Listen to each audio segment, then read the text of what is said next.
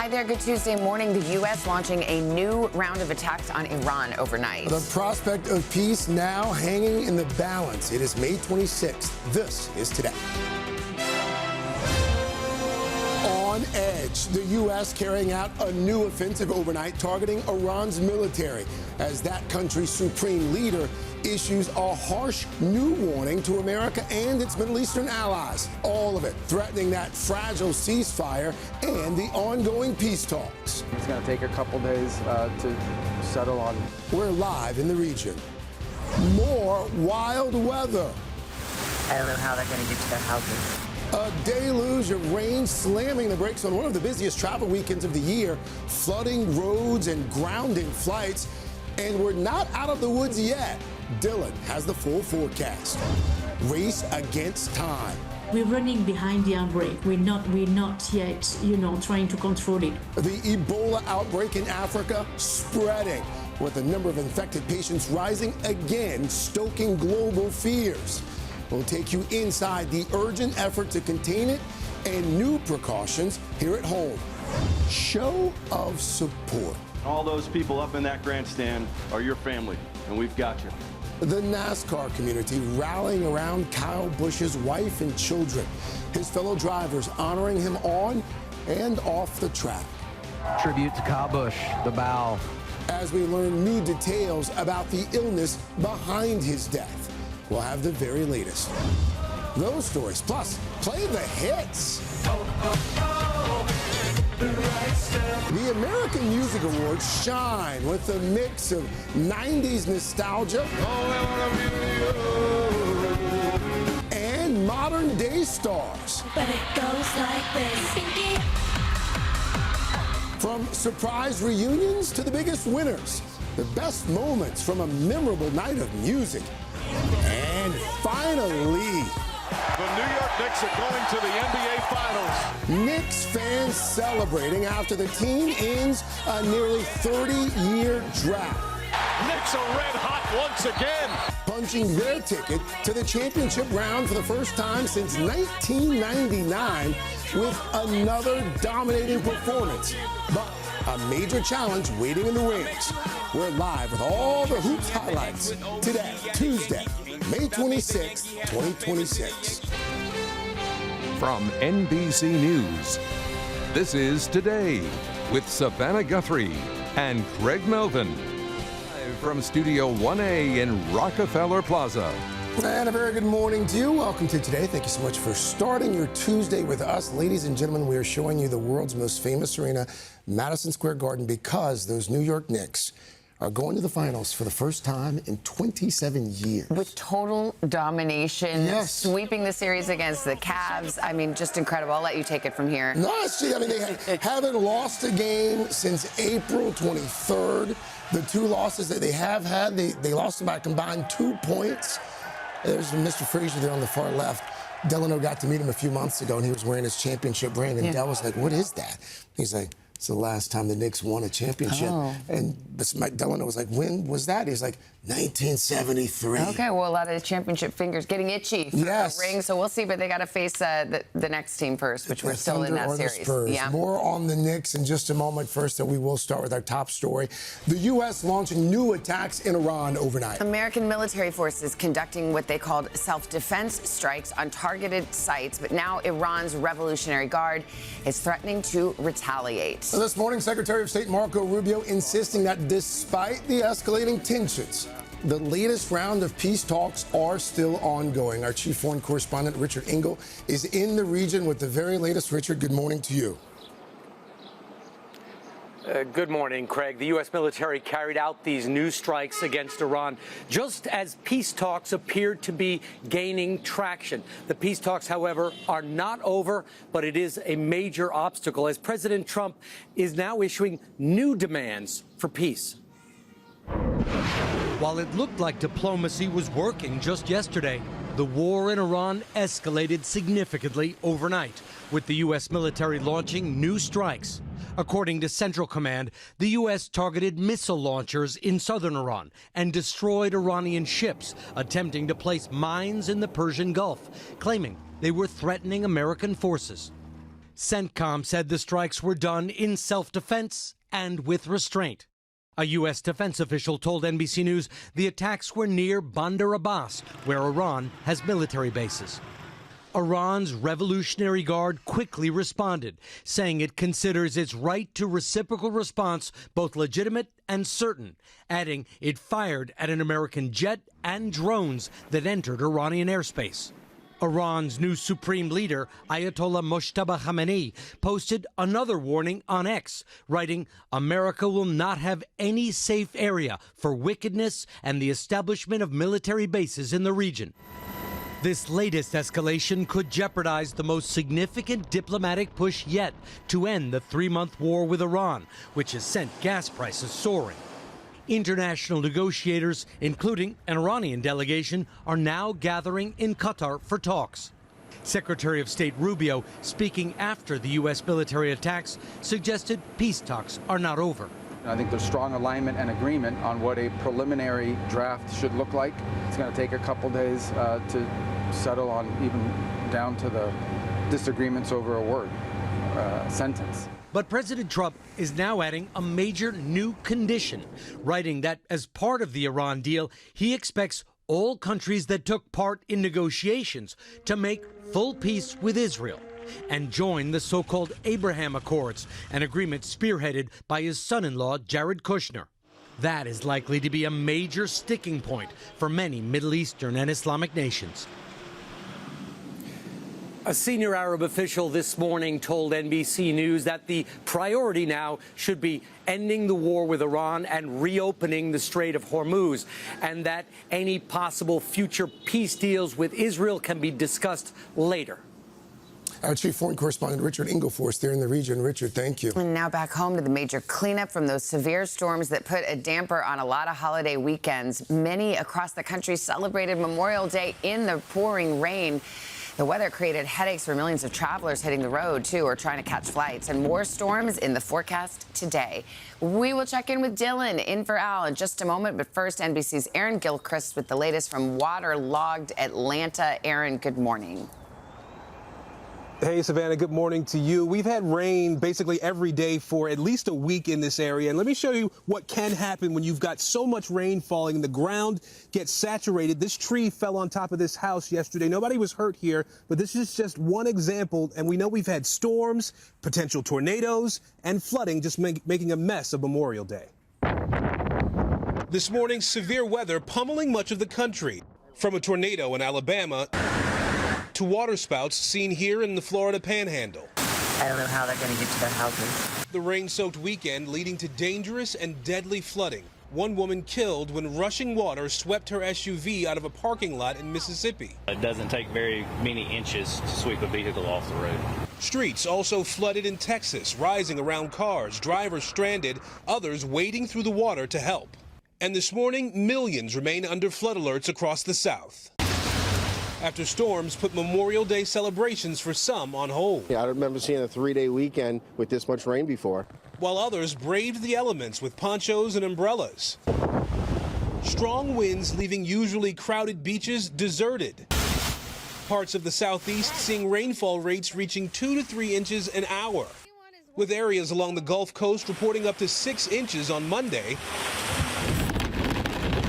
Thunderstorms in Texas prompted the FAA to issue ground stops in Dallas as airports across the country experienced delays largely due to weather. Memorial Day travelers stuck in large holiday crowds. If you go into the airport, you gotta get there early. As the country braces for rough weather and more travel trauma. Now, it's a good thing that this family was able to get a tarp on the roof here last night. There was more rain last night, and we know that there's more rain coming, not just this afternoon, but tomorrow and the day after that and the day after that. That's the reality for a lot of folks who live in the Southeast right now, just staying prepared for the potential for more storms. Savannah? All right, Aaron Gilchrist, thank you. All right, Dylan is in for Al this morning. She's standing by with more. Dylan, good morning to you. More rain. More rain. I mean, this is just a stalled system that is just producing rainstorm after rainstorm for the same areas. Right now, the heaviest of the rain is moving through Tennessee, also up into Kentucky. But in the Southeast, you will get some breaks. You will get some sunshine, but that sun actually helps to fuel the storms. It's kind of very tropical in nature, so when it rains rains at rates of about 2 to 3 inches per hour. That's why we have flood watches in effect. We even have a flash flood warning across western North Carolina. So we are going to continue to see the ground totally saturated, additional rainfall leading to the potential for more flooding. So what is going on? Here's this stalled front. Stalled meaning it's not moving. And then these waves of low pressure ride along the front and continue to produce more heavy rainfall and some isolated stronger storms. So we'll see more rain through Texas. We'll see more rain redevelop today across Louisiana, into Mississippi, into Alabama. In fact, from New Orleans all the way up into parts of Virginia, that's where we have the risk of a slight risk of rainfall rates of about 1 to 3 inches per hour. Same goes for central Texas, and that could lead to some flash flooding. So this is a storm system that's going to stay in place for a while. So we are going to continue to see more rain in that area. All right. Wow. Thanks, Dylan. Thank you, Dylan. And to Washington now, President Trump heading to Walter Reed National Military Medical Center this morning for what the White House calls a medical and dental checkup. It's his third visit in 13 months and puts a spotlight on the president's health ahead of his 80th birthday next month. NBC's chief White House correspondent Garrett Haake has more. Garrett, good morning. Hey, Savannah, good morning. Look, the White House says this is just a routine doctor's visit for President Trump, but as he approaches that 80th birthday, his physical and mental health are under a growing spotlight. Now, the president has had some visible health issues that he and his doctors say are minor. He's been seen with bruising on his hand, which he says is from aspirin usage and too many hard handshakes, and there's swelling on his lower legs, which his doctors say comes from a common vein condition. He has also appeared to doze off in some recent White House events, which he and the White House say are not actually what we see. The president receives regular medical care here at the White House, but some specialized testing, like the CT scan conducted on his heart and on his abdomen last October, can only be done when he's off-site. Now, this all comes as recent polling from the Washington Post and ABC shows that 40% of Americans believe the president has the mental sharpness to do what is one of the world's toughest jobs. That's a 7-point drop from September. And in terms of his physical capacity, that number stands at 44%. That's a 10-point drop from 8 months ago. For his part, the president said back in February that he feels decades younger than his 79 years. Savannah? Garrett Haake at the White House. Thank you. And now to the race to contain a spreading Ebola outbreak in Africa that's stoking fears around the world. The number of cases rose overnight, now approaching 1,000. As precautions are being put into place here at home to prevent the virus from spreading. NBC's Molly Hunter joins us now with the very latest on this one. Molly, good morning. Craig, good morning to you. That's right. So cases are steadily rising, and aid groups now say they're not getting the resources or equipment that they need fast enough. At this stage, the Ebola outbreak is spreading so much faster than the response. As the WHO chief prepares to visit ground zero of the Ebola outbreak, Dr. Tedros issued a stark warning. At the moment, he said, the epidemic is outpacing us.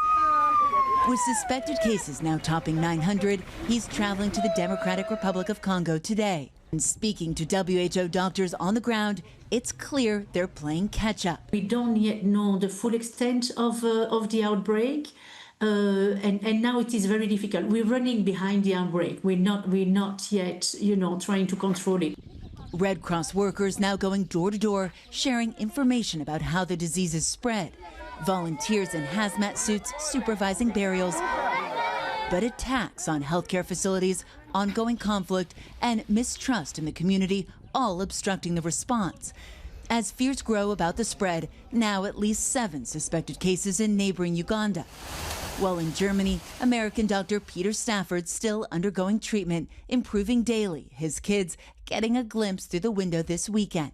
The family still asymptomatic. And back in the States, airport screening of incoming travelers from Central Africa now expanding. While officials are still tracing those affected by another disease, hantavirus, a small outbreak on the cruise ship Hondias earlier this month. In the U.S., Americans who were on board still in quarantine, but now a Spanish citizen who was a close contact of a person connected to the outbreak testing positive this morning in isolation in Madrid. Now, here in the UK, a little bit of good news. Scientists at Oxford University have announced they're developing a new vaccine that could be ready for clinical trials within 2 to 3 months. Scientists say they are working urgently in case this outbreak in Central Africa spirals and their experimental vaccine is needed. Craig? All right, Molly Hunter for us there. Molly, thank you. The risk of a catastrophic explosion at a chemical tank near Los Angeles has been averted, but about 16,000 people are still under evacuation orders this morning as some risks remain. The 7,000-gallon tank is located in Garden Grove. That's about 4 miles from Disneyland. The highly flammable liquid inside the tank started to overheat last week following a mechanical issue. That triggered a huge evacuation order, but officials say the worst-case scenario has been avoided. Well, now to that historic night in the NBA that set off a major celebration here in New York City. The Knicks heading to the NBA Finals for the first time in 27 years after eliminating the Cleveland Cavaliers with another dominating victory. Our Stephanie Gosk is here in the studio with a look at all the action and what comes next. Hey, Steph. Good morning, Craig. The brooms are officially out in New York. Last night's game was not even close. The Knicks making it a sweep of the Cavs. After a sweep of the Philadelphia 76ers, it was their 11th straight playoff win, one of the most incredible runs the NBA has ever seen. Believe it, Knicks fans, for the first time in 27 years, the New York Knicks are going to the NBA Finals. A clean sweep for the New York Knicks. Knicks are red hot once again. Heading to the NBA Finals after another dominant playoff performance, taking down the Cleveland Cavaliers in Game 4 by a staggering 37 points, clinching the Eastern Conference title. This coaching staff, this organization, this fan base, I mean, without them, none of this is possible. Knicks superstar Jalen Brunson leading the charge once again, named MVP for the series. Monday night's historic win sending the Knicks to the NBA Finals for the first time since 1999. The New York Knicks are the first 8th seed to ever make the NBA Finals. Over the country. New Yorkers are celebrating this year's electric moment at home and on the road. We were all around town. We only saw Knicks fans. We didn't see any Cavs. Really? Saw maybe one or two. Knicks fans packing Cleveland's arena. At times, making it sound more like Madison Square Garden. And New York Celebrity Row showing up in full force, including Timothée Chalamet and Kylie Jenner, celebrating the big win after the game. Travis Kelce and his fiancée here at the game. Over the weekend, Taylor Swift and Ohio native Travis Kelce also cheered courtside. Let's go Knicks! While back in New York, orange and blue fever taking over as thousands of fans flooded the streets and watch parties spread throughout the city. The Empire State Building even lighting up to celebrate the team, now heading to basketball's biggest stage. It's a magical thing. It's a historical thing. It's something that New York has been dying for a long, long time. That is for sure. The Knicks will go on to play the winner of the Western Conference, a series that's currently tied 2-2 between San Antonio and Oklahoma City. Guys, ticket prices for the finals already. MSG set to break some records. Don't even try it. Yeah, exactly. All right, Steph, thank you so much. Finals start 1 week from tonight, but the playoffs continue tonight. Western Conference playoffs, Spurs, Thunder, all the action, 8 o'clock, only on NBC and Peacock. That's a good series on NBC. Yes, so yes. Let's go. All right, Dylan, what do you think? Well, it's looking better in the Northeast. We finally get some sunshine, temperatures back up in the 80s. Enjoy it. Because down in the Southeast, that's where the rain is going to stay. We've got some flood risks in effect through the Southeast because of the continued heavy rain. Some severe storms will pop up across central Texas. Record high temperatures across the northern plains. We're looking at highs in the mid to upper 90s, and the West Coast just a touch unsettled. Temperatures mainly in the 60s and 70s. That's a look at the weather across the country. We'll get to your local forecast in the next 30 seconds. I wrote you every day for a year. You wrote me? Yes. It wasn't over. It still isn't over. Oh, my gosh. Hold me, Carson. Yeah. What? Yeah, that's an epic scene right there. Iconic. I know. You watched The Notebook? I have never seen The Notebook. Okay, well, I'm aware of it. That is. And you haven't seen The Notebook. No, but well, you know what? It looks really good. It's not for you, okay? It's for all of us. Okay. And we are playing it because it's iconic. And also, there's a new list just released. What are the biggest tearjerkers? Did you cry when you watched The Notebook the first time? I sobbed is more like you that. did? Yeah. Like an ugly cry? It's incredible, yes. I got a hankering feeling when you reveal that list, list, there's going to be a pretty good chance we haven't seen any movie on the list. maybe. Yeah. I'm looking forward to the list. It's going to be good, though. We got that and a whole lot of other stuff, not just that, coming up and pops up. But first, now to those touching tributes that have been pouring in for NASCAR driver Kyle Busch amid new questions about the medical condition his family says caused his death. In just a moment, we're going to talk to John Torres. Dr. John's going to give us some insight into what may have caused such a rapid decline. It's such a sad story. We've got NBC's Kaylee Hartung here with more on this flood of love and support from Busch's fellow drivers. And it's just such a tragedy. It really is. Good morning, guys. So in the days since his shocking death from a severe case of pneumonia that turned to sepsis, even Kyle Busch's toughest competitors are honoring him as a rare talent, while the racing community wraps its arms around Busch's young family. Comes off at turn number 4. Kyle Busch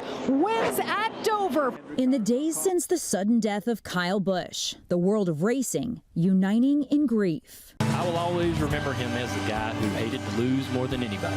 Former rival Dale Earnhardt Jr. narrating a heartfelt tribute to Busch's storied career. A generational talent with swagger for days. On Sunday at the Coca-Cola 600, a race Busch was once supposed to compete in. Don't cry for me down here. Country singer Brad Paisley honoring the NASCAR great. Daniel Suarez wins the Coca-Cola 600. Daniel Suarez, who was mentored by Busch, dedicating his win to the Busch family. They were all in attendance, marking their first public appearance since Busch's death. His wife Samantha and their 2 young children emotional. All those people up in that grandstand are your family, and we've got you. Brexton updating his profile picture on social media to this touching image of an embrace with his father. I'm not dressing my competitors. The 2 bonded behind the wheel and even competed against each other for the first time last year. The first of hopefully many meetings between father and son. Busch's death last week came just 3 days after celebrating Brexton's 11th birthday, as the 41-year-old may have been dealing with a lingering infection. I'm still not great. But, 2 weeks ago, Busch saying he had a substantial cough. Then last Wednesday, he collapsed at a training facility in North Carolina. He's on the bathroom floor right now. NBC News obtaining a 911 call made before he was rushed to the hospital. Coughing up some blood. His family says Busch died the next day after suffering from severe pneumonia, which progressed into sepsis. Tribute to Kyle Busch, the bow. Now the racing community honors one of NASCAR's greatest drivers, giving Kyle Busch one final bow. His signature bow at that. And guys, so far no plans have been announced for a funeral or public memorial service for Kyle Busch. But over this busy racing weekend, as you saw, so many of the drivers have been sharing how Kyle's career has helped shape the racers they have become. And on Sunday, NASCAR's CEO said Kyle Busch is NASCAR, one of a kind, and there will never be another like him. Guys. No, there won't. Kaylee, thank you. Dr. John Torres is here. He's an NBC News medical contributor, also an emergency room doctor. So many questions emerged after we found out over the weekend exactly what his family said happened to him. So they say that it was sepsis brought on by a severe case of pneumonia. How common, first of all, is sepsis, and how does pneumonia turn into it? And this is bringing a lot of awareness to sepsis, which we've been trying to do for years, because it is one of these things that a lot of people don't understand, but it happens more frequently than most people realize. 1.7 million people have sepsis every year. 350,000 either die from sepsis or end up in hospitalizations. As a matter of fact, 1 in 3 people that die in hospital had sepsis at some point during their hospital stay. That's how prevalent this is. And just to avoid misconceptions, sepsis is not the infection. Sepsis is the body's overwhelming response to the infection. The immune system kicks into overdrive, and it starts affecting the organs and other parts of the body, and that's what ends up being deadly. One of I think the 911 caller said he was coughing up blood. Is that a sign of sepsis? What are the signs of sepsis? And coughing up blood is a sign of that infection getting severe, and so that's the point where it's like, we need to get medical attention, and they did at that point. So, it's, again, looking at an infection. Not every infection is going to turn to sepsis, and we still don't quite understand why things do turn to sepsis. It's a bit of a mystery, but some things to think about. There's an organization called Sepsis Alliance, and they put out an acronym called TIME, and that's because time is very important. This thing can turn from light sepsis, starting sepsis, to hours later somebody dying from it, and so it can happen very quickly. And TIME essentially stands for that. Do you have a temperature? Do you have signs of an infection? Is there a mental decline? They're not acting the same. In extreme illness, one of the quotes they put in there, which people say often, is, I feel like I might die. If they're at that point, they need to seek attention and help. Because sepsis, basically, again, you start getting that infection, you start getting the fevers, you start getting those issues from infections, and then it can switch over to this. And so you need to make sure that you get the treatment on board. What is the treatment, and can you fully recover? So people do recover from sepsis. Sometimes they don't completely recover, and that also is one of the things that can be debilitating. They can have conditions throughout their life that can affect them. Essentially, antibiotics, the first thing. Make sure when they come in, we want to give them antibiotics. We want to treat them, the infection, to get to that source. IV fluids to support them because they're getting dehydrated. We need to support their body. And then other supportive measures. If their blood pressure drops, which happens frequently, we give them medicine to beef up their blood pressure if we need to breathe for them. But time is of the essence. These things happen extremely quickly, even in the hospital. And so we're working very hard, very quickly to identify and treat this thing. Kyle Busch is only 41 years old. I mean, are there certain people that are more predisposed to it, or? We don't quite know, and again, that's part of the puzzle for it, but we do know that people that have the elderly, the very young, those with immune compromised issues, cancer treatment, things like that, they are more susceptible to it. But then we get ones like this that are Kyle Busch, 41, seems healthy, and all of a sudden this happens to them, and that's part of the puzzle we're still trying to figure out. There's a lot we don't know about sepsis, but we do know that treatment is paramount, and treatment early is extremely important. Time. That's a good acronym. Hopefully it raises some awareness, Doctor. Thank you. Thank you, Doctor. Appreciate it. Guys, coming up in Pop Start, all the highlights from the big show last night, the American Music Awards. We've got the night's biggest winner and the throwback hits. They're going to have us all feeling like the 90s again. A full recap coming up right after this.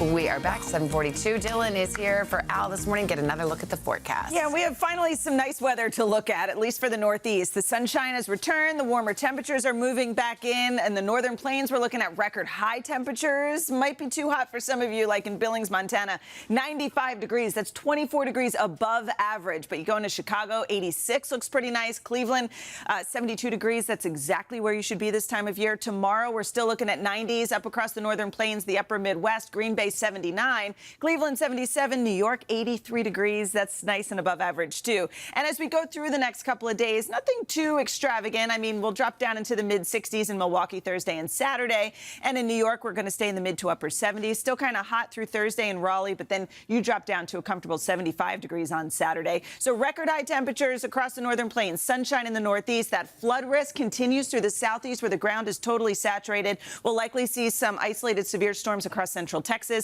and a bit unsettled out west. Lots of clouds, scattered showers, temperatures mainly in the 60s. That's a look at the weather across the country. Now here's a peek out your window.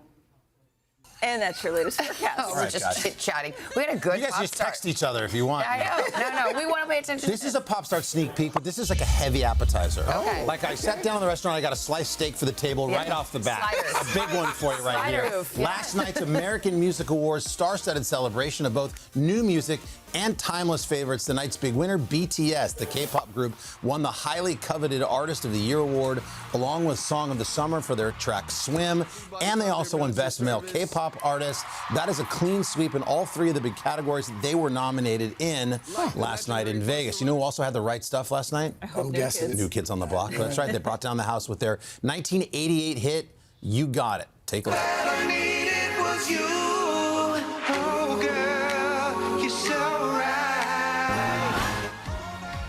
Yep, this performance comes a year after the band launched their Las Vegas residency. Also, last night, Billy Idol was honored with a Lifetime Achievement Award. The singer accepted the award on stage before getting the crowd on their feet. Here's Billy. When I started out in punk rock back in 1976, we thought it may only last about 6 months, let alone 50 years. It's no one else's side, with a crowded, lonely night. Yes, to wait so long for my love vibration, dancing with myself. That's a good karaoke song. Yeah, he looks great, man. He sounds good, too. That's Billy Idol, of course, Dancing with Myself, and he did Eyes Without a Face as well. In his passionate speech, he encouraged any kids that were watching who love music to pick up an instrument, find out who you are, and be it. It's great advice. Hope my kids are watching. It was a performance after performance last night. They were all amazing, including this one from Cat's Eye. Take a look.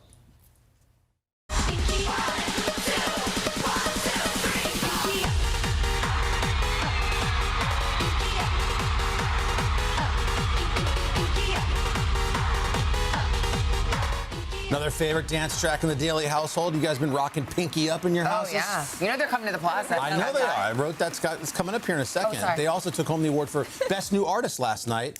Yeah, Breakthrough Pop Artist. And they also won music video for their song Gnarly. Okay. We also have Cat's Eye coming right here to our plaza this summer for our city concert series. It's in August. August I think 14th. you're right. I'm sorry, in my household, it's a big. That's just sneak peek, guys. Circled on the calendar. This is not going to be a popular question. I get it. But if they're the American Music Awards. Oh, boy. What? Well, I don't know. You think everybody wins supposed to be No, I American? mean, you got Billy Idol. He's British. You got BTS. Like, in America, we celebrate everybody. I know. That's the thing. Okay. That's how it works. All right, don't come at me. It was just a question. What kind of question? It was Yes, exactly. But I think it's a legitimate question. Here, you can borrow my Google. Yeah. You can find out. All right, Jenna, you got a boost? I'm here to save y'all with a boost. Prom night is always memorable, but for one high school student, it was extra special thanks to a surprise visitor. We're going to show you her reaction right after this. We're back, 7:51. JBH is here. We need a boost. Okay, here is a boost. Y'all, prom season is in full swing, and for one North Carolina student, she had a prom night she will never forget, thanks to her brother, who went the distance to be there for her milestone day. Meet Private Antoine Walker. After serving at his Texas Army base for 4 months, he flew back home to Kings Mountain, North Carolina, to surprise his sister, Deanna, while she took her prom photos. Take a look.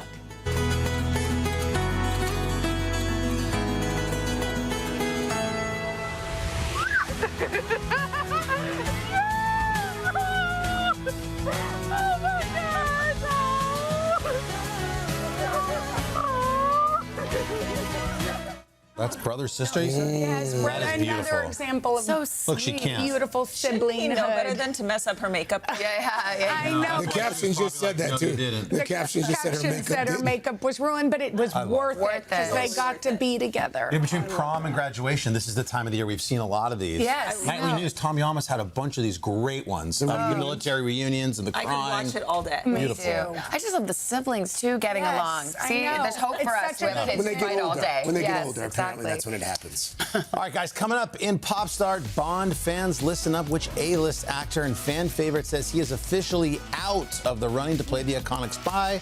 Makes me very sad. We'll tell you who it is after a quick check of your local news and weather. It's 8 o'clock on Today. Coming up, tensions rising. The war in Iran escalating overnight. The U.S. launching new strikes. Iran issuing a harsh new warning in return, threatening the already fragile ceasefire and those ongoing peace talks. We're live with the very latest from the region. Then, stormy start. The summer season kicking off with more severe weather. Tornadoes touching down in Alabama overnight as millions across the South remain under flood alerts. Dylan's got your full forecast. And Made with Love. We're taking you behind the scenes of a very special restaurant and their program, Chefs on the Spectrum. I just wondered how important that opportunity is. Very important. Once you get that opportunity, you can run with it. And sky's the limit. Giving young chefs a chance to shine. The inspiring story you do not want to miss. All that, plus Brendan Fraser live in Studio 1A. Can you believe it? Drake tops the charts. Baby. And get your tissues ready. Oh, it's not going to be easy. It's going to be really hard. We're counting down the most tear-jerking films of all time. Today, Tuesday, May 26th, 2026. Visiting today from Columbus, Georgia. Castle Rock, Colorado. Katy, Texas. Pumpkin Center, Louisiana. And Sandy, Utah. Celebrating my birthday on the Today Show. Hi to my dad back in OKC. Love you, Mama. Good morning to my best friend Lisa, Washington, Texas. Shout out to Oklahoma Baptist University. Go Bison! All right, go Bison. Welcome back. Gratitude today, so we appreciate you starting your Tuesday off with us. I see you, Knicks fan. Oh my gosh, she's been out there waving that flag since before 7 a.m. She may be good luck because I think she was here a few weeks ago. Okay. Before the Knicks went on their run. She's the reason for the sweep. I guess so. Yeah. Guys, coming up tomorrow, we're going to have Gwyneth Paltrow here, the Oscar winner, famous foodie, wellness advocate. Will be here live to talk about the success of Goop Kitchen. She's going to share one of her most popular recipes, turkey meatballs in a classic tomato sauce, and we'll catch up with Gwyneth on all the things. Okay, looking forward to that. Right now, though, let's get to your news at 8 o'clock, and we are going to begin in the Middle East. The U.S. launching what it called defensive strikes on Iran overnight. That country's supreme leader issuing a harsh new warning to America and its allies. All of it now threatening to upend that fragile ceasefire. Our chief foreign correspondent Richard Engel is in the region, has the very latest. Richard, good morning. While it looked like diplomacy was working just yesterday, the war in Iran escalated significantly overnight, with the U.S. military launching new strikes.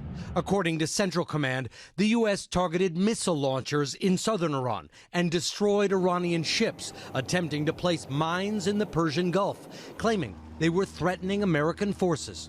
CENTCOM said the strikes were done in self-defense and with restraint.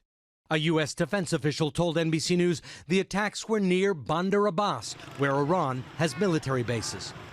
Iran's Revolutionary Guard quickly responded, saying it considers its right to reciprocal response both legitimate and certain, adding it fired at an American jet and drones that entered Iranian airspace.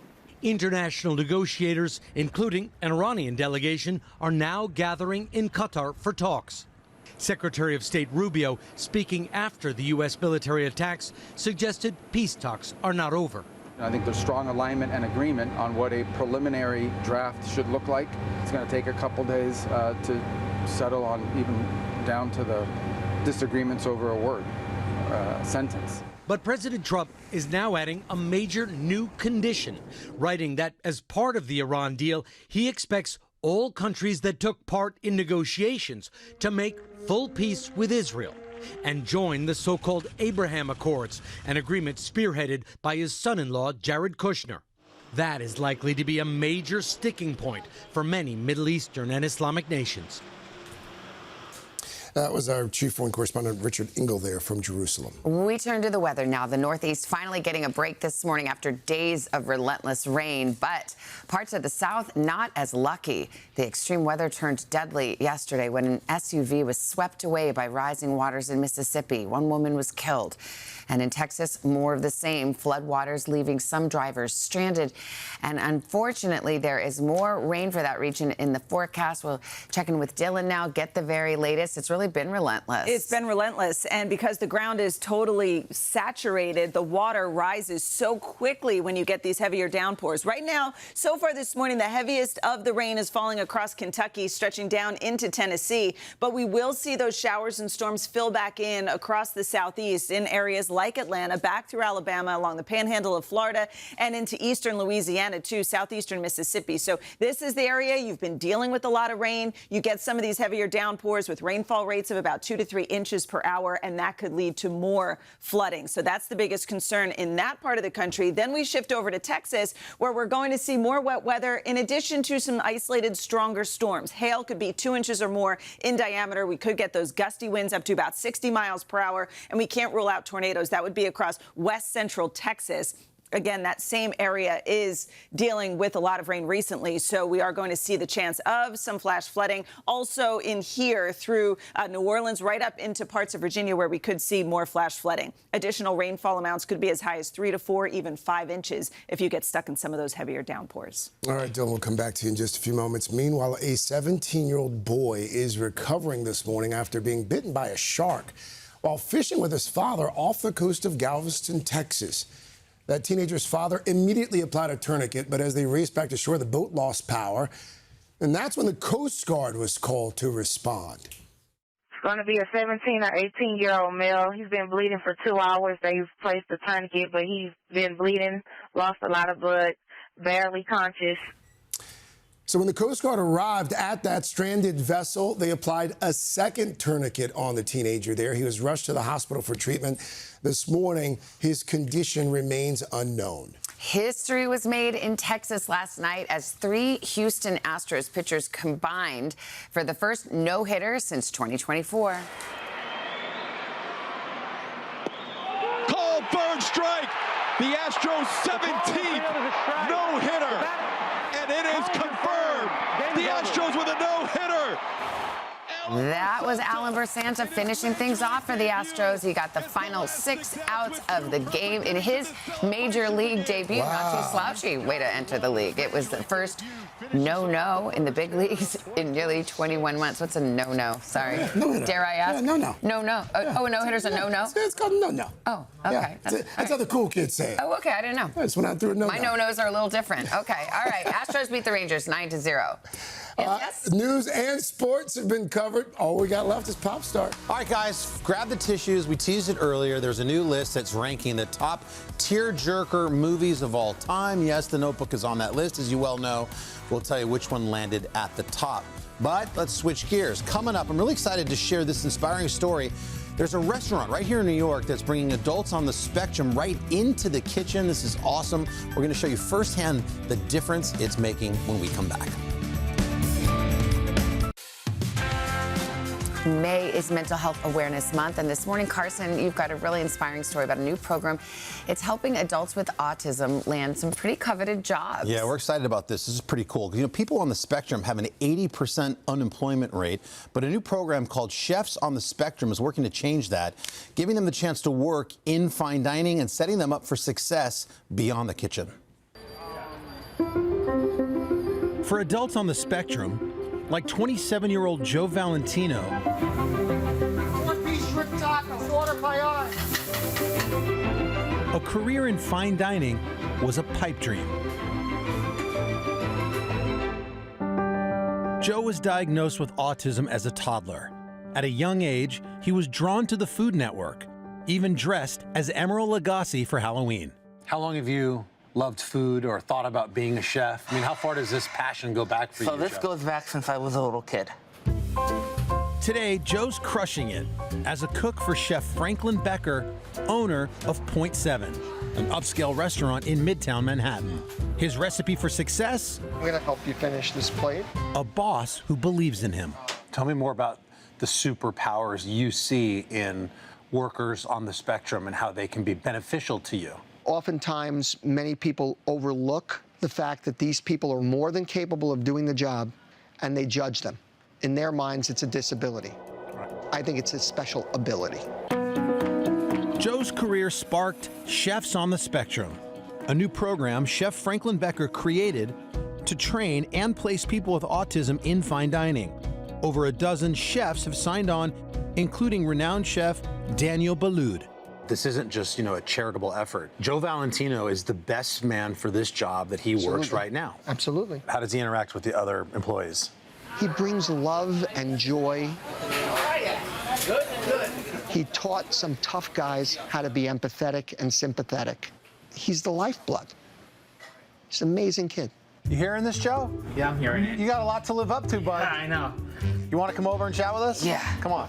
Hi, everybody. This is Jersey Joe, by the way. Joey from New Jersey. How'd you end up in New York? So I started in cafeteria for 5 years. When you were working in the cafeterias in Jersey, did you ever think that you would have an opportunity to come to a place like Point 7? No. It took me 5 years before I got my first restaurant job. There was an opportunity out there, thanks to Chef. Mm-hmm. And I just wondered how important that opportunity is. Very important. Once you get that opportunity, you can run with it. And sky's the limit. For Chef Becker, it's deeply personal. His 26-year-old son, Sean, is severely autistic. My son is lower functioning than the individuals that I'm helping today. I wanted to create an opportunity for those on the spectrum. He says it's a win-win. There's an 80% unemployment rate among autistic adults and a need for more talented people. What did you see in Joe Valentino that you felt safe enough to put him in such a high-pressure situation like fine dining in New York? I saw desire, passion. I saw intelligence. I misjudged my own son for many, many years. His autistic son, Sean, expressed his feelings in a letter. I love you, Dad, and I understand and I feel how you yearn for me. The best feeling roping our souls, you feel my joy too. That I'm smart, but my body does not do what I want. Wow. Had you ever heard Sean express? I never thought that was within him. When you first read that? Oh, I lost it. I can't imagine. Over the past few months, I've had the chance to work with someone who reminds me exactly why I love what I do. Chefs on the Spectrum gives opportunity to people who have faced a lot of challenges throughout their lives. Joe juggles a job while getting a bachelor's degree. My grade point average is a 3.553 and made honor its first semester out. Come on, Joe. That's awesome. Well, I'd love to go back and see your station. Let's do it. Big Joe's office space. Joe, this is beautiful. What are you making? So tuna tostada. And look at all the detail. This is the fine in fine dining. Try one. Okay, yeah, thank you. Delicious, Joe. Chef Joe, what's in my salad you made for me? So it's watercress, baby kale, sugared snap peas, red radish, lemon dressing, and pecorino cheese. Oh, that's delicious. Chef, thank you. Thank you. Delicious. Jersey Joe! Jersey Joe, baby! Shout out to my buddy Jersey Joe. Chef Becker created that program, Chefs on the Spectrum, in conjunction with Autism Speaks, and he hopes to create a curriculum that trains neurodivergent adults for fine dining. It may also mean doing on-the-job tryouts as opposed to face-to-face interviews, so it really can help set them up for success. Well, you make that little extra effort to really see someone and look at the gems that you discover, By like the way, Joe. the big takeaway is, like, this isn't a charity thing. This isn't like, oh, look, he's doing good for these people. Right. He actually, this is an ability that he sees in them that they can excel in fine dining because of the traits that they have. I like how you said it to him, like, Joe Valentino's the best person for this job. Absolutely, right. I love Give that. them the opportunity and they'll run with it. Yeah, it's they're great guys. So. Fantastic story. Yeah, that's thanks. fantastic. Thank you, Carson. Of course. And don't forget to tune in to Sirius XM Channel 108 if you are about to walk out the door and want to take us with you. Guys, everyone's here. We have a quorum. We have a Why are you so nosy? You have like 14 burner phones behind you. Carson's like, I'm hiding things. Multiple burner phones back there. All right, guys, we're going to stop Pop Star. I got things to Chanel, do. great to have you. Come on, we're going to start with Idris Elba. Fans and myself have long time speculated that he should be the next in line to play James Bond in the iconic film franchise. But while the actor says he's complimented by those rumors, he is setting the record straight, telling People magazine he was never actually in the running. Elba said, "My name's not getting thrown out, no way. They're going younger, and I wish them all the luck in the world. I can't wait. It's going to be amazing." Well, he's a class act for saying that, but that's how I feel. That should have been younger, should have been the next. He's not too old to play. No, not at all. By the way, I just he's saw still him perfect. in Masters of the Universe. Yeah. Dude still got it. Right. Yeah. Yes. Yeah. Right. In movies today, too, it's like, it doesn't even matter how old you are. Correct. Like, take a couple of years off. Wish they could do that in morning news. All right, now to the top tearjerker movies. A recent poll from a UK channel revealing movie fans' favorite films that are most likely to get the tears flowing. Let's take a look at the top 10 most likely to make us cry. At 10, P.S. I Love You. Dirty Dancing's at 9, Notting Hill's at 8, Pretty Woman. Did we cry during Pretty Woman? Did we cry? No. Okay, 6, Love Actually. Okay. Number 5, Casablanca. Coming in number 4 is Gone with the Wind. And the number 3 top tearjerker movie is Ghost. So let's get to number 2. Let's roll a clip. Hey, I'm a bird. Stop it.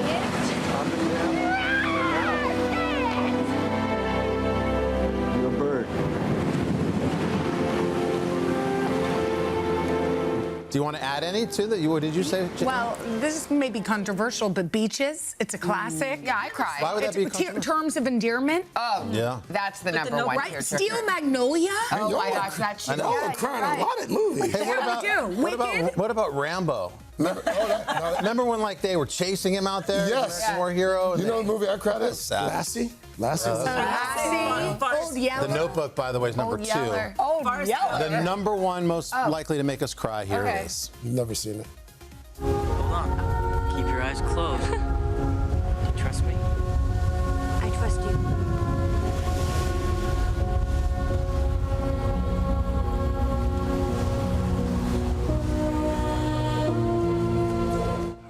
Yeah, Well, there you go, guys. I think it's beautiful, but I don't remember crying. When did you cry at a film, though? The first movie that I have shed tears before, Craig. Really? Yeah, At a film? Forrest Gump. Oh. Okay. We sat next to Dylan during Wicked #1. I don't know why you cried during Wicked. We could not stop crying. Hoda, Jen, and I were sobbing. And Dylan was like, pass the popcorn. Stop crying. Pull it together. I have a theory that when I'm on a plane watching a movie, Yeah, for that is some true. reason, I get a lot more emotional. But I A little more, I cry over like. You know what? So Because you're 3 drinks in. Well, No, there is some yeah. science I to the believe that. elevation and your emotions. Yeah, No, really. it's just right here, right now. You know, you get Yeah. sucked into the movie. Yeah. Anyway, guys, let's move on to Paul Rudd, the actor, reminiscing about the job that he had before he was a Hollywood star. Do you know what he was? What? He was a DJ. Oh. Before Rudd had his big break in the 1995 comedy Clueless, he said he worked bat mitzvahs, weddings, birthday parties. At a screening of his new movie Power Ballad, he revealed his go-to songs if he wanted the kids to get out there and dance on the dance floor. He used "You Can't Touch This" by MC Hammer. That gets him going. How about Rob Bass? That song. It Takes Two. That's what I used to use. Yeah. But if he wanted the grandparents to get dancing, he played a little Glenn Miller. Oh. By the way, Paul Rudd's going to be joining us in the studio here next week. We'll get out We the know wheels his of walk-in steel music. for him. We got his walk-in Oh, music. that's fun. You That's should right. do that. Yeah, good idea. Craig, this one's for you. New episode of your Glass Half Full podcast out now. What do you want to tell us about Arthur C. Brooks, Harvard professor, one of the world's leading experts in science and happiness? I learned a lot. He helped me, well, he tried to help me find some meaning in my life. Stop. Yeah. All right, we have the clip here. Let's roll it. I have to give my students assignments to get bored, to go get bored. What do they do? They have to work out without headphones. They have to drive in silence. They have to take a 1-hour walk, half of that time before dawn, the other half after dawn. Yeah. For all kinds of neurophysiological properties. Your brain works better when you actually see the sunrise. It's one of the things that I teach. Without headphones, without sound, in the space of your thoughts. And within 2 weeks, they start understanding, yeah, I don't like the boredom, but I sure like what it's bringing me. So I like that guy. So he spent a lot of time talking about, and for all of us who, we have kids, this idea that we have to keep them occupied. Yeah. It's ridiculous. Yes. He basically promotes boredom. He talks about people just sitting by themselves, being alone with their thoughts, walking around, being alone. And he talks about how so many of the world's greatest ideas have come from that. Yes. And we're depriving an entire generation. And imagination. Yes. I mean, This is great because I haven't booked summer camp. So. But that includes not just staring at a screen. Yes. Right. Like Yes. Or how about when they're done with one activity, whether it's eating, coloring, or watching a screen, and they go, I'm bored. Yeah. Right. I'm bored. Yeah. Charlie has a You've been friend sitting there over. for 5 seconds. Yeah, the minute the door closes and the friend leaves, Charlie turns around and says, I'm bored. Right. Doing this too. And I told him, I'm like, I'm going to start coming up with like chores. And when I hear I'm bored, I'm giving you a chore. My mom you won't be used bored to anymore. say, only boring people are bored. Yep. Ooh, that's And I was like a third grader, like, that's geez. good. You have to redefine what boredom is. You have to retrain them. That's not Yeah, it's boredom you're okay. feeling right now. Yeah. That's called life. He spends a lot of time Enjoy it. talking about boredom and creativity and happiness. I love that. I really Good enjoy it. conversation. Yeah, When can very we good. catch it? There it is. Full conversation. Yeah, come on. You want to do Just it? search Glass Half Full. There you go. On YouTube. Yeah. Or wherever you get your podcast. Hit him, Hammer. That's can't touch this. All right. Don't hurt him. My music hits me so hard, makes me. All right. Brendan Fraser, Oscar winner. He's here to share his new film, Pressure. Credible true story. Dylan, you're going to love this. It's a true story you've never heard before. It's all about meteorology and how meteorology saved modern democracy. Really? Thank God. Yes. We'll have that coming up right after a quick check of your local news and weather. Can't believe it. We're just 2 weeks away from the world's largest sporting event, the FIFA World Cup. For the first time in more than 30 years, it is taking place right here in the U.S., as well as Canada and Mexico. And later today, just a few hours from now, U.S. Soccer is going to reveal the 26 players who will be a part of that men's squad. And joining us now to preview that announcement, Coach Mauricio Pochettino. Coach, welcome. Thank you so much. Thank you. Thank you. Pleased to meet you. 26-man roster. 26. How do we go about selecting the 26, and what will the roster say about the team itself? No, first of all, I think always it's a thought about the players that cannot make the roster because always it's a tough decision. I was a few times out of the roster in Argentina. When I was in Argentina, I know what means for the player. But by the way, I think we need to be excited about the 26. Yeah. And I think we are looking forward to start, because I think it's going to be a fantastic event in our country. And always, I think soccer and football, because football is outside of USA, I think it's a great opportunity to put all together, to create good memories, and to create a good legacy for the future. And what's your style with the team? You are a former player. You played in the World Cup for Argentina. You've coached Mbappe, some of the most famous players, I think Messi, right? What do you bring to the locker room?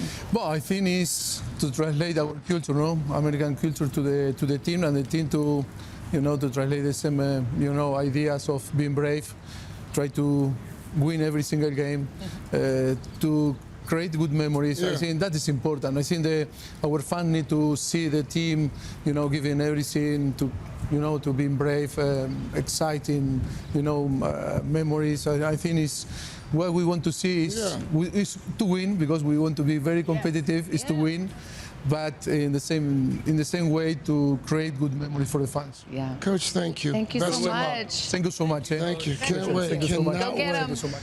All right, up next, Oscar winner Brendan Fraser. He is here to tell us about handling the pressure in his new role. It's based on this really incredible and largely unknown true story. But first, this is Today on NBC.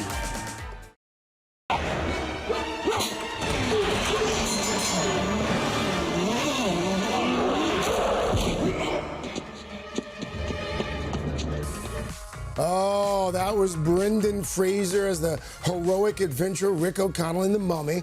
Well, now the Oscar winner is taking us back in time again, this time to World War II. He stars as General Dwight D. Eisenhower in this new film. It's called Pressure. And it's about the tense 72 hours before the D-Day invasion as Allied forces grapple with the impossible choice of launching history's most dangerous seaborne invasion or risk losing the war. Take a look. The weather on Monday is going to be fine. Just fine, sunny and beautiful. Well, Colonel Crick had no right to speak on behalf of... Wrong! Colonel Crick has every right to speak up if he thinks that will affect the outcome of the invasion. Oh, Brendan, welcome back. Thank you. Welcome back. I want to talk about this. I just watched it yesterday. It really is fantastic. Seriously. Yeah, but we'll talk about that in a second. But first, we were just talking about the Indy 500. You were there this weekend. You were the honorary starter, waving that green flag. With the death of Kurt Busch, I would imagine that there was a different mood there in Indy over the weekend. Kyle Busch. It was a solemn occasion for that reason, in some respects, but the fans were just overjoyed to be there. That platform's 108 feet above the starter line. Yeah. And you have one job. Yeah. Don't drop the green, the green flag. And you climbed it too. You did it. I asked them if I could put it in my teeth or should I, and they said you could probably pull it off, but we don't recommend it. Yeah. Very narrow ladder to get up there. Thrilling. Best seat in the house, though. Yeah. I'm glad you're there, and the tributes to Kyle Busch that continue to pour in. It really has just been overwhelming. Let's talk about this film. I don't want to describe it, I want to let you describe it, but safe to say it is sort of this love letter to, as odd as it may sound, a love letter to meteorology. Indeed, this one's for the weathermen.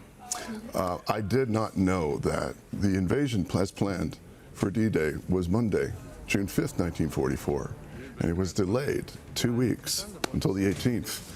When the moon would cycle through, the tides would be the right height for the invasion to take place.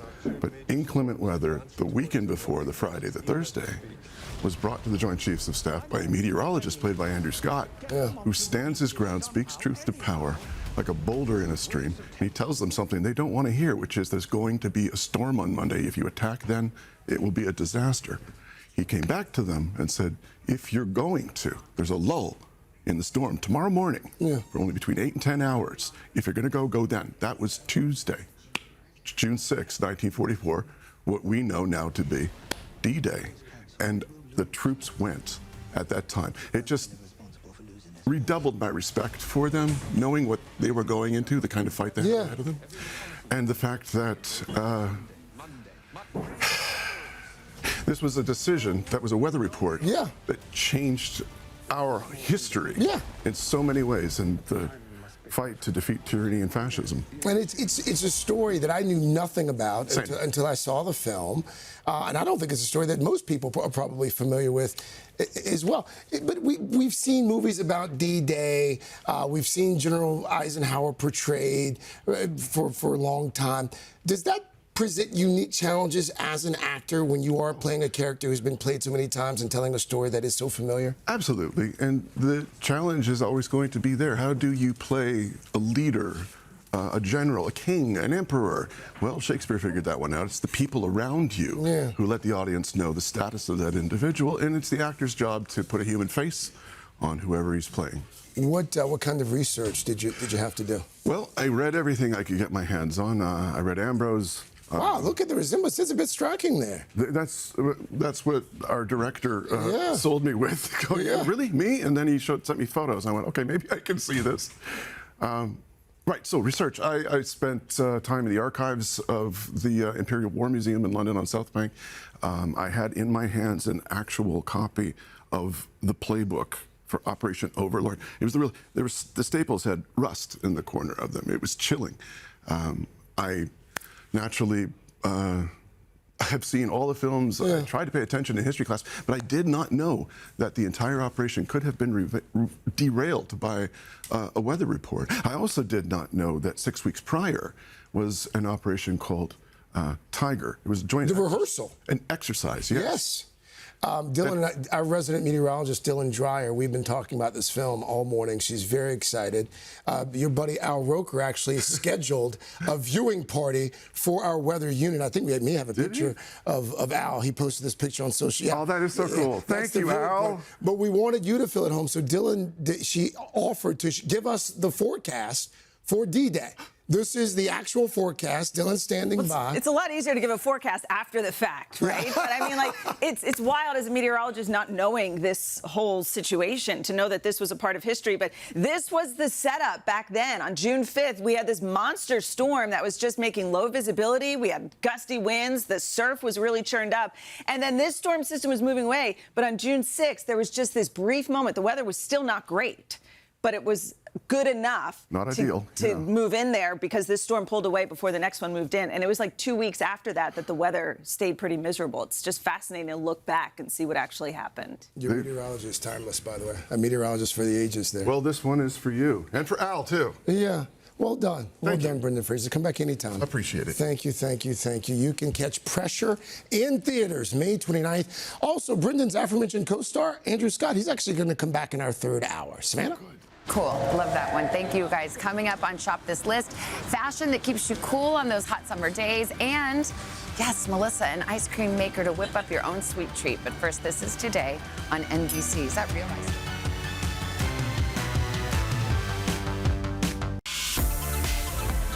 All right, we are kicking off summer this morning in Shop This List, and here to walk us through some fresh finds, all from Target, is Shop Today lifestyle and fashion contributor Melissa Garcia.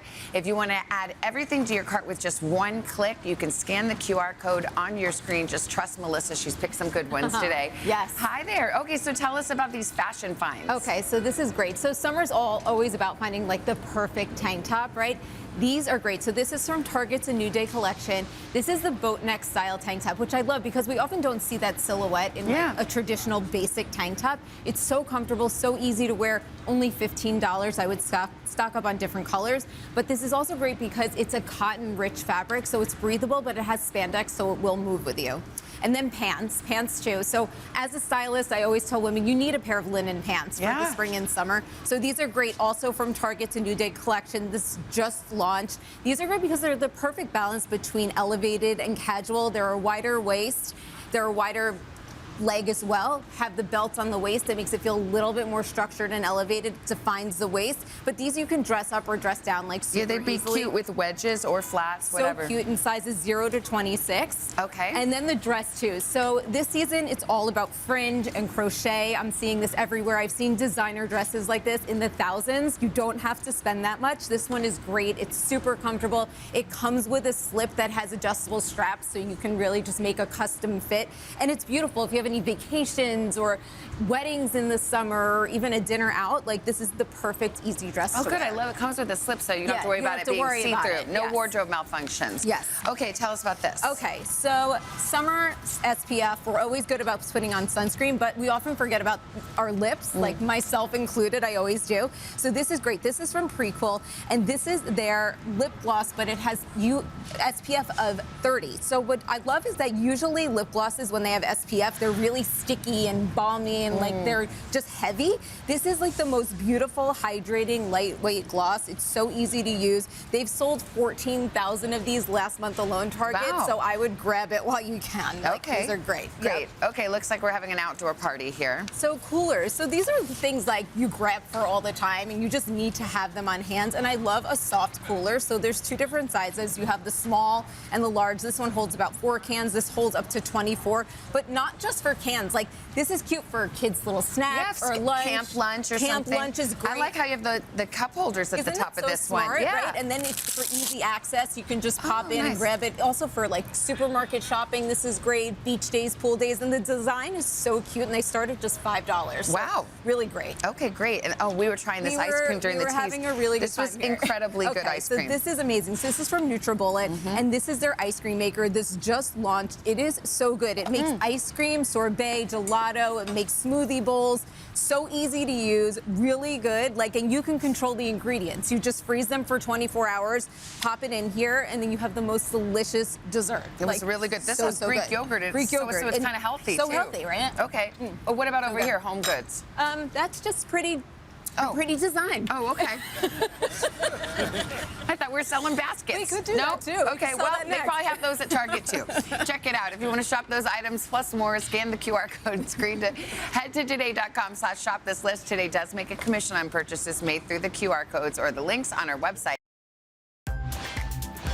Just no bueno. Guys, this morning on Today Food, we're whipping up some quick and delicious weeknight meals with the help from the chef and owner of 5 Acres Rock Center, Greg Backstrom. He's breaking all the restaurant rules in his new cookbook. It's called Nothing Matters But Delicious. And Greg was nice enough to trek all the way from next door. About 10 feet that way. Good to see you, Chef. By the way, I still dream. You were here in March. You did that bloomin' onion Italian. I dream about that bloomin' onion. All right, but we're doing something different here. Love the cookbook. We were talking about people just collect cookbooks. Yeah. Do they actually pull them out and use them? You have one filled with recipes that anybody can use. Yeah, so the book, so the gist of the book is that I tried to get sober, it didn't take, and then I go back to rehab, and I tell myself I'm not gonna go back to work, I'm not gonna do anything until I have 90 days of sobriety. So more or less, the book is full of recipes that I cooked for myself while I was just trying to buy time, accumulate days of sobriety, and in that I was channeling my family, which is. It's like a hamburger helper meal. Right, yeah. What do you now? This hamburger helper started in the 70s in this country with a meat crisis. Yeah. When families were trying to stretch out like a pound of beef, and then it became like an American icon, like a staple. Yeah, you can see it'll yield a lot. So this is just ground beef. That's already been rendered out. And Now, is this your family recipe? Like, what did you guys do to it? Well, in the beginning, we would buy a box. And then when I was 15, I knew that I wanted to be a chef, so I would tweak it and make it my own. And it was one of the first recipes I ever developed. So this is garlic, onions, and beef. Here it's already cooked out, and we're going to add all the spices. It's garlic, it's pepper, paprika, oregano, chili powder. All that goes in. You activate the meat, you get it all nice and seasoned. Did you guys have the hamburger helper when you were growing up? Yeah. That's an Arizona staple, Savannah. Yeah, for sure, 100%. Not as successful as tuna helper, I don't think, but hamburger helper. No one wanted tuna. Yeah, well, hamburger. Yeah. This was it. And you basically just crank up the heat and you add all the ingredients. The beef stock or water, whatever you have, doesn't really matter. The tomato, the pasta. You want to undercook it that a little bit so that it has a little carryover cook later? Bites still later. Okay. Doesn't really matter. Same principle. cheese. Don't stress out. Kids would love this. It's going to look a little wet, but as it cooks, the cream will thicken, the starches in the pasta will thicken, yummy. and it'll be nice and nice. I mean, this is mac what I'm and talking cheese. about. This is what people are going to make. And towards the end, you're going to add all the cheese to it. Okay, great, perfect. So all right, now we have a tomato schnitzel. So the tomato schnitzel, it was popular at a restaurant I had in Brooklyn. I sold that restaurant. I'm trying to get a restaurant going in Chicago and needed a little bit more time. So delicious. Heirloom tomatoes, they're in season now. Everybody serves it with burrata and basil and some peaches or something. I wanted it to be a hot dish. So the idea is you cut like 1-inch thick steaks of heirloom tomato and you season it with salt and pepper. Okay. And then you make this batter. So it's essentially, it is just flour and eggs. It's a ratio, it's like a quarter cup of flour with a couple of eggs, and you'll have it right here. That's it? This is it.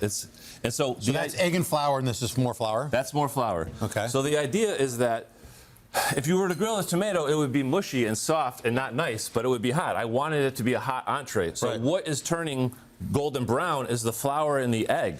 Leaving the tomato in good stead. Correct. Without ruining it. So you would coat it in the flour, you dip it in the batter. Is that the schnitzeling of it all? That's what I've been calling it, as a schnitzel. Love it. I love that and then you put it into the pan. You guys like it? Yeah. I'm going to tell the folks how they can make this at home because we're out of time. You got to pick up the book. It's delicious, guys. Greg's foolproof recipes. They're at our website, today.com/food. The book is Nothing Matters But Delicious. What a great title, because that's all that matters. Cook with a little love. How's your journey going? You doing good? Pretty good. I'm going on my 7th year. Amazing. Yeah, love that book. All right, guys. Up next, Oscar nominee Stephanie Hsu's here. She's going to talk about her new Rocky Horror Picture Show after your local news. Hey, thanks for watching. And don't forget, you can catch the Today Show every morning on NBC or take Today when you're on the go. Just follow the Today podcast on Apple Podcasts, Spotify, or wherever you listen.